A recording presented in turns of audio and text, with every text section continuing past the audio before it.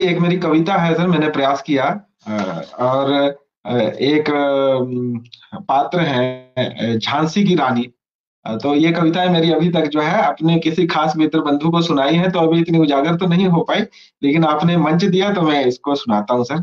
इसमें अशुद्धि रही हो रहेगी कुछ ना कुछ, आप लोग उसको शुद्ध जरूर करेंगे। अ, पृष्ठ पर वहन करती झांसी के नवराज कुंवर को, तीक्ष्ण दृष्टा सिंही मुख में धरती ज्यों निज शावक को, रणभूमि की ओर अग्रसर मुंड मालिनी काली सी वो, शत्रुओं के हृद मस्तक मर्दनी चली धरती की रखवाली को, मरुथल सी पिपासा नेत्रों में ज्वालामुख जिसके, शत्रु लहू रंजित मुख वस्त्र शिर दंत है जिसके, अट्ठासिनी कराली काल की अर्धांगी सी, रक्त सिंचित खड्ग ललाटे सहस्र दामिनी जिसके, प्रखर धूलि चहु ओर उदित भानु कलासी, गहन तिमिर में प्रचंड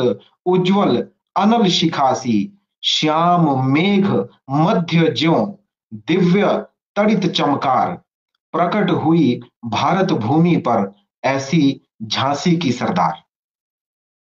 ये सब मैंने प्रयास किया था झांसी की रानी से। मैं एक मैंने मूवी देखी, तो वहां से देखकर मुझे ये प्रेरणा हुई कि झांसी की रानी के बारे में कुछ लिखता हूँ। तो ये मैंने प्रयास किया सर। जी, हमने सुना था कि सन 1857 की लड़ाई थी, खूब लड़ी मर्दानी वो तो झांसी वाली रानी थी। ऐसे ऐसे शख्सियत को जी इस पेज के द्वारा नमन, उनके द्वारा ही आज जो है हम जो है हमारा देश आजाद हुआ है, उनकी लड़ाई से एक मर्दानी थी। प्रतिक्रिया सर, प्रतिक्रिया कर सकते हैं आप राजीव सर, उसके बाद अपनी रचना आप रखें। स्वागत सर। बिल्कुल, मैं फेसबुक पर झांसी के किले के बारे में अक्सर देखता हूँ कि उसके किले के बारे में लिखा जाता है।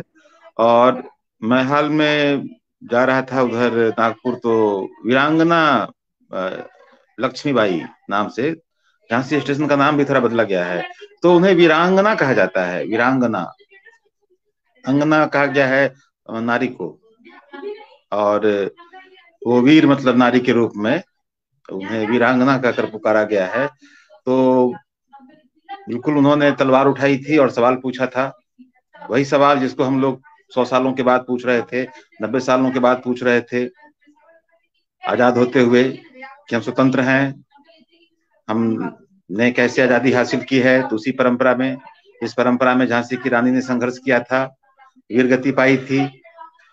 उस समय अंग्रेजों ने देश पर शासन करने की योजना बनाई, और बिल्कुल हमारे जो अंतिम जो मतलब हमारा जो आधिपत्य था, सांकेतिक रूप से भारत के राजा जहां पर शासक बने हुए थे, उसको भी जब उन्होंने नेस्तनाबूद करने की कोशिश की 1857 में, तो झांसी की रानी ने वो सवाल पूछा था, और बहुत बहादुरी से उन्होंने अपने राज्य को बचाने की कोशिश की थी, और वो सदैव प्रेरणा की स्रोत बनी रहेंगी। और बहुत अच्छा लगा